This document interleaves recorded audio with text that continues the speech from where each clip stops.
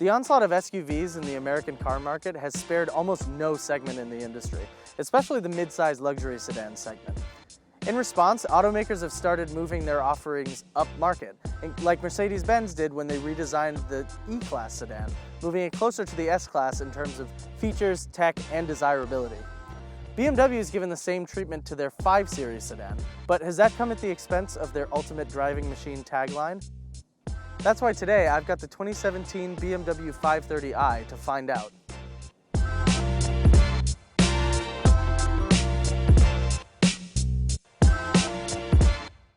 The 2017 5 Series is completely redesigned, which means it gets new styling language as well. And in this instance, BMW's pulled from the top of the lineup rather than pulling the styling from the bottom. This 5 Series looks a lot more like the 7 Series than it does a 3 Series, which is part of the effort to move it up market. The decision to class up the joint has made this new 5 Series one of the longest and sleekest looking sedans that BMW's ever made, but it's a little less athletic looking than in the past. While I do like the styling overall, there's something off about a couple of the detailing points, like the massive headlights that look like they're completely unchanged from the 7 Series, and the super wide grille, not to mention the really wide taillights out back that make everything look a little more Japanese than German. Finished in this cashmere silver metallic paint though, there's no denying that this is one stately sedan, and that's exactly what BMW was going for. If you've been in any BMW in the last 10 years or so, you should find yourself pretty comfortable in here. The layout is pretty much standard BMW fare, but overall it's a very cohesive design and one of the more pleasing interiors in the segment. There's a gorgeous flowing dashboard with subtle touches like LED ambient lighting strips, which make the car feel bright even at night. The available matte wood trim looks good in this application, but run your hand along it and you'll find that it doesn't actually feel like wood, even though it is. Other automakers like Cadillac and Volvo do a little bit better job of offering open-pore wood. These optional leather seats are gorgeous though, and very comfortable both front and back.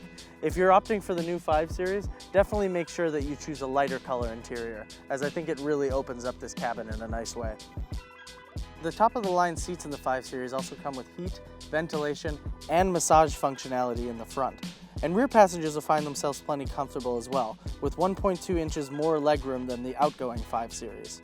Overall, the cabin is tall, airy, and has excellent visibility out front. And there's even a decent amount of trunk space in the back, with 18.7 cubic feet. Though the rear suspension components do push up the walls on the side a little bit, so most of your storage space is confined to the center of the trunk, which can make it difficult to lay suitcases flat side by side. BMW's added a whole host of updated technology features to the 2017 5 Series, including a new iDrive 6.0 infotainment system, an updated head-up display, and new active safety features. The 10.2-inch infotainment screen can be used just by touching it, or also by using the redundant iDrive controller. Those familiar with BMW will find the controller to be intuitive, but first-timers to the brand may want to use the touchscreen instead, as it's pretty intuitive as well. iDrive's new software features a menu that uses card-like icons to display functions like navigation, settings, weather, and media. The screen displays clean, crisp graphics with a super fast processor and the ability to use split screen if you'd like to see something like navigation and media information at the same time. The 5 Series also incorporates gesture control, which was first debuted on the new 7 Series. With just the movements of your finger or hand in mid-air in front of the screen, you can control things like the volume, change tracks, and even accept or reject a phone call. The 5 Series is also the first model to use wireless Apple Carplay, which means no more fussy wires just to connect your favorite smartphone projection technology. There's also an available LTE Wi-Fi hotspot for up to 10 devices, and you get a free 3-month trial with the purchase of a new 5 Series. BMW's optional head-up display has been revamped as well, and been made 75% larger. Of course, BMW wasn't about to hold off on giving the new 5 Series its best optional safety technology. There's a surround view camera with sensors that's one of the most detailed I've ever seen, and when you park, it can even show you how wide the doors will open and if you're in danger of hitting anything on the side of the car. The 5 Series also packs standard adaptive LED headlights and optional adaptive cruise control with stop and go, which can brake to a full stop and will start moving again up to 30 seconds after stopping. There's also optional lane departure warning and active lane keep assist, which can basically steer the car for you on the highway, though it does recommend that you keep your hands on the wheel. BMW has also added something called Evasion Aid, which gives you faster steering inputs and brake support if you do have to make an emergency maneuver. Now, for a brand that claims to make the ultimate driving machines, well, frankly, they better deliver on it. And for years, BMW has been, which is kind of why they're so popular nowadays. With the 2017 5 Series, though, a little bit of that magic is lost. The base engine on this 530i is a 2-liter twin-scroll turbocharged 4-cylinder engine. It makes about 248 horsepower and 258 pound-feet of torque. And it's got plenty of pep when you need it to, but it's not quite as fast as you'd expect an executive sedan to be. Luckily, they do make 2 other engine variants that do have more power. There's another twin-scroll turbocharged inline 6-cylinder engine on the 540i, and then the new M550i actually has a twin turbocharged V8, which makes it the most powerful 5 Series ever. But for now in the base model, I'm wanting just a little bit more grunt. The sound's not great either. BMWs have always been about the handling though, and thankfully the new 5 Series does deliver in that department. This new chassis is absolutely fantastic, as is the suspension. It's super stiff, and when you're going around corners, the steering input is extremely direct. So anywhere you point the nose, it will dart in and it will hold all the way through the corner, whether you have all-wheel drive or rear-wheel drive as this car is equipped. It's not quite as tossable as other 5 Series models have been in the past, which sort of makes it a more serene driving experience, but I'd like a little bit more excitement when I'm really throwing it into a corner. Unfortunately, where the 5 Series lets me down is in terms of steering feel, or I guess lack thereof. There's really not much going on, especially in comfort mode.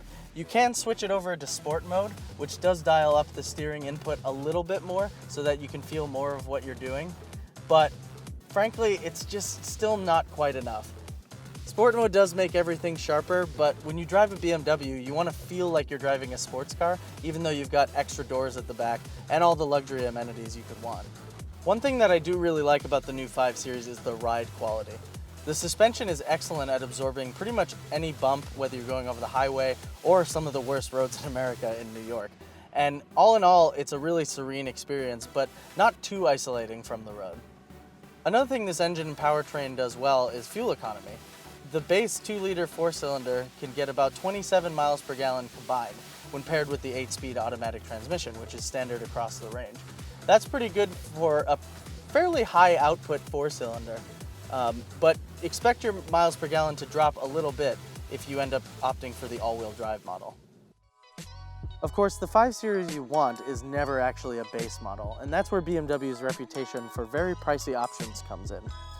In fact, the manufacturer's suggested retail price of this particular 530i rear-wheel drive sedan is $51,200. But when you add all of the options seen on this car, the price skyrockets to $72,135. That's over $20,000 worth of options for those without a calculator. And rest assured, BMW will charge you for just about anything you want to add, including $300 for Apple CarPlay compatibility, up to $2,300 for the premium package. At close to $50,000 or $55,000, this car looks like a relative bargain, especially how well it compares to sedans that are larger and supposedly more luxurious. But pushing over $72,000, and you may end up wondering why you bought a base model 5 Series with a 4-cylinder engine instead of getting a more powerful version and saving on a couple of the options you maybe don't actually need. Still, even at this astronomical price, I can't exactly say that the new 5 Series doesn't feel worth it. This gives the 7 Series a run for its money in terms of premium feel and overall drivability. In terms of comfort, tech, and everyman style, the 2017 5 Series offers pretty much what anyone would be looking for in this segment. In fact, it might be one of the best overall mid-size luxury sedans that you can buy right now. But unfortunately, that doesn't make it a particularly good BMW. The lack of steering feel and overall driving engagement has sort of dampened the experience, and I wish BMW would spend a little bit more time focusing on making their cars fun to drive again, as the ultimate driving machine tagline suggests. Still, overall, this is a pretty impressive car, and if you're just looking for the styling, tech, and comfort, it should suit your needs perfectly. Well, that's all for now. I'm Brian with the Daily News Autos, and we'll see you next time.